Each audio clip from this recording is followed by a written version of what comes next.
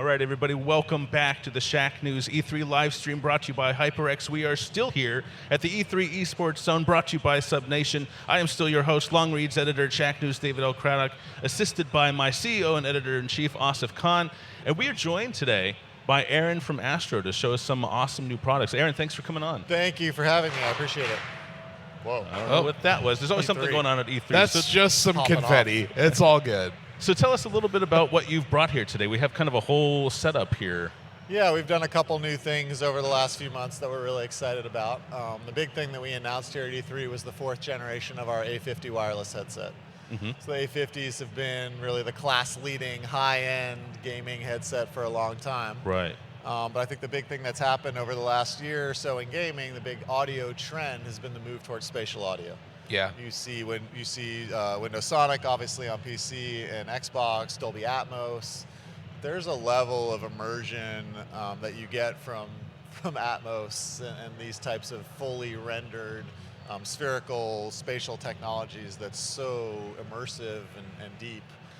So we really wanted to update these products, both the A40 mix amp and the A50, to work a lot better as spatial audio products. It's funny that you mentioned spatial audio, and it feels like a few years ago it was VR that was pushing that, Right. and then everyone figured out, hey, it's still cool if I'm on a flat screen. It works really, really well, and it's incredibly convincing. And with the Xbox, you can get it through our mix amp, through an A50. You can get it right through a headset that you plug into the controller.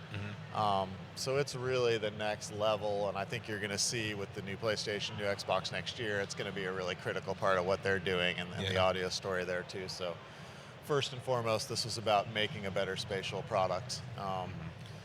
And then we retuned the drivers, so we're calling it Astro Audio V2. It's our first kind of, I think, well, maybe not our first, but it's a big leap forward in terms of the audio quality that we're offering. So new drivers, a new tuning. We got bought by Logitech about a year and a half ago.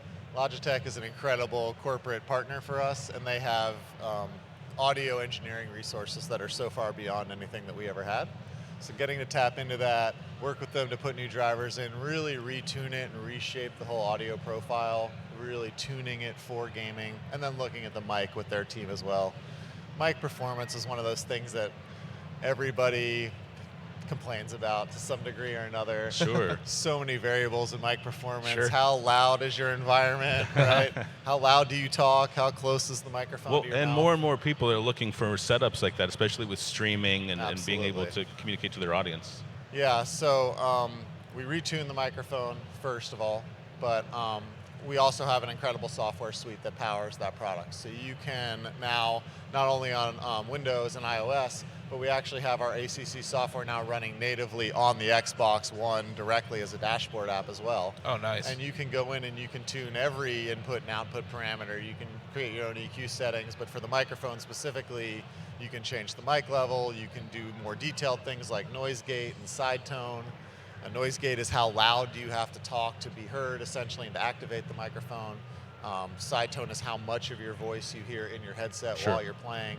And people have such personal preferences around that stuff too, so being able to really dial that in the software is really critical. So this is, you said it was the 4th iteration of the It product? is, yes. So what are some of those things in between these iterations where you've been like, oh, we should have thought of this? Like, or is it just more listening to your customer feedback and saying, oh, you know what, this is what they want? Yep. How do you guys look at that iterative process? That's a great question. I mean, I think for us, product design always starts with user feedback, user design. Where are people using this product? How is that evolving? We started making A40s and mix amps originally. There was no streaming really per se. There wasn't even Twitch hadn't even been created yet. Yeah. I think that was a huge shift, obviously, with our mix amp users. With A50, I think what we saw more than anything was that the noisiness of people's wireless environments was changing a lot. So I think you envision people playing, sitting on their couch 30 feet from their TV, kicking back with their legs up in some mansion. But the truth is, most people who are using this are in a wireless environment that has a router and phones and their neighbors' routers. And you know what happens when you look on your phone wherever you live and you see all those wireless routers. Those all create a lot of interference for a wireless headset. So for this product, that was another great advantage of working with Logitech. They really worked with us to create a great new wireless radio solution. Now, we're talking a lot about customization, and I'm eyeing this controller. Yes. And we were talking a little bit before we went live about the customization inherent in that. So I'd really like to hear more about this product. If this is kind of a new foray for Astro, is that right? It is, yeah. So the controller released just a couple months ago. It's a licensed product with Sony PlayStation, and this is basically Astro's take on the Pro controller. So when we created Astro 10 or 12 years ago, the design team at Astro Studios had come off creating the Xbox 360 industrial design and the 360 controller for Microsoft. It inspired us to want to make a great controller. Controllers, as we found out with this product, are just unbelievably complicated to create. Yeah. And then we also saw a need to create better audio products for esports gamers, and so that was the path we took. So was this a product that was in development before you were acquired by Logitech, or was this something you guys decided to do It afterwards? actually was in development before we were acquired, Uh-huh. and then Logitech coming in, I think, I've said this before, I'm not sure we would have honestly finished this product without Logitech's I mean, help. they're like masters of industrial design Yes. and ergonomics, and And they have a lot of wireless experience there. technologies. Yeah. So, we made a decision as they took us over. One of the biggest decisions we made in development was to create our own wireless solution. So instead of using the PlayStation Bluetooth solution, which has some range limitations, some battery implications, it can drop signal in noisy environments. We actually created our own wireless dongle. Using PlayStation Bluetooth as a third-party licensee, you also don't get audio through the controller jack when you're wireless. So we made a decision to use our own wireless. We get our own wireless, super high res, actually higher definition audio than what the PlayStation delivers to their own controller, and a really, really great range, lower battery draw, no signal drops. Yeah. The interesting thing is it cost us the ability to turn the PlayStation on with the PlayStation button. And I was like, this doesn't seem like much of a trade-off. Yes, you have to stand up to turn your PlayStation on. Oh, the ultimate betrayal when you made me get off the couch. It's amazing how many people have criticized us for that. And it's like, we made this decision for all the right reasons. And we wanted wireless audio and better wireless performance and better range and longer battery life. And they were like, but I can't turn my PlayStation on. It's really funny. Yeah. Hey, I'll keep one PlayStation controller there, one DualShock, just for that purpose, and then we can have that. Yep. One thing I love about the product, I really haven't got my hands on in a gaming thing, but just from a perspective of my user experience, you allow for people to really tweak the controller and say, no, I want offset analogs, or I want this button here. How much iteration went into that modular component system? Because that seems like it's just, if done wrong, it could break really easily or kind of be almost brittle. Yes, it was a very difficult thing to engineer. Having the ability to pop the faceplate off, swap the modules into either position. I think, fundamentally what we saw was that certain gamers not only prefer one or the other, but in some situations they actually even prefer one style for a certain type of genre. So Sure. You might want to play a racing game one way and a fighting game the other way.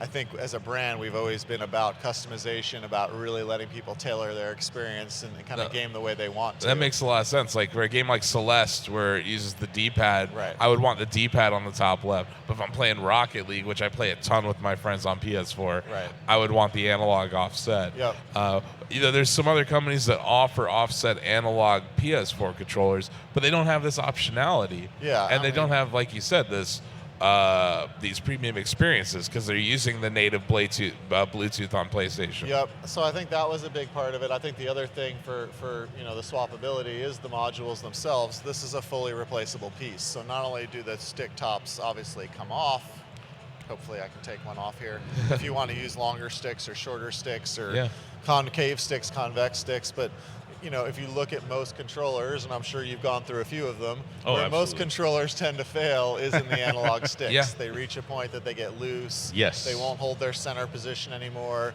The sticks start to drift in one direction or the other, and the controller becomes useless. N64 was very. most That was a huge. That was the for that. notorious Yes, it controller was. for For the stick drift. deadly analog drift. Yeah. And then Mario would just slowly fall off a level. Right. So the idea here is that if you do start to experience stick drift, which is going to happen no matter how high end you build your controller, you can simply replace this part for $20. Oh, nice. Pop a new one in, and you're right back to gaming. Just like you were. So it's a. What's the weirdest configuration you've seen a user do? A lot of people like to put both analog sticks on the left side and the D-pad on the right, and it's not really supposed to work that way, but it kind of does. How does that even? How would I what? know. It's ridiculous. Who's doing that? What are you It's doing? cool that Like, you're able to what- do that. Yeah. Like that's got to be a very special hand. It's funny because somebody just said that to me the other night, and I was like, oh, okay, if that's the way you're going to use it, and I guess, that's what we've You seen can over do the that, years. I Is guess. you give people a lot of customization options, and they're going to use them in a lot of ways that Sure. you might not have expected.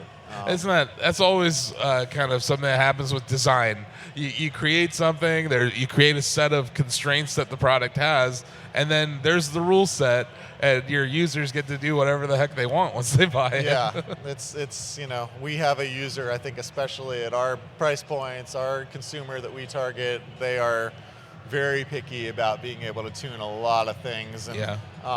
that's, I think, the other big component with the controller is not only the ability to swap all these components, but the software suite that powers it is super powerful. So you can go so much deeper than remapping. You can create profiles that you can load onto the controller, so you could have a higher sensitivity profile for when you're using a SMG and a lower sensitivity profile for when you're using a sniper rifle, or have your FIFA setting and your Call of Duty setting, or and create as many as you want on their computer. But all of the slopes on the acceleration of the sticks and how far you have to push the trigger to activate it, and there's so much configuration within the software you can do that it takes that to kind of the next level. Like, what kind of considerations, or how many iterations did you do when it came to the ergonomics, how it feels? Because a controller can feel good in your hand for a minute or 2 Yep. minutes, but gamers, we're holding on to these controllers for hours at a time.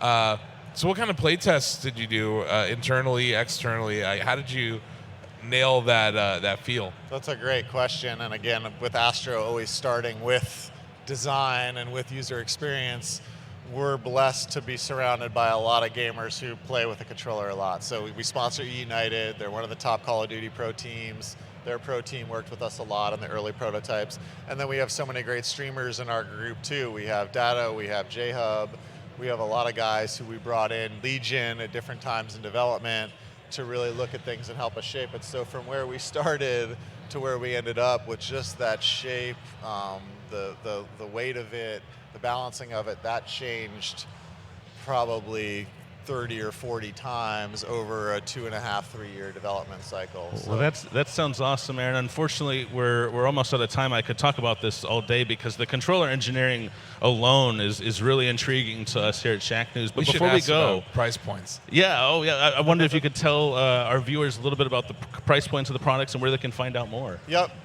So everything's available through astrogaming.com websites. We also sell products at Best Buy, Amazon, GameStop. The controller is $199.99. It's available right now from all those retailers and from Astro. And then the A50 is up for pre-order right now on our site. It's $299.99, and it's going to ship in late July, early August timeframe. Excellent. Well, thank you very much for coming on today. Thanks for having me, guys. thank you. Appreciate it. And if you enjoy content like this, make sure to check out Astro's products, and also go to shacknews.com where you can subscribe to our Mercury service for as low as $1 a month. Get access to more long reads, more exclusive interviews, again, starting for as low as $1 a month. So stay tuned to Shacknews. We have more content coming up.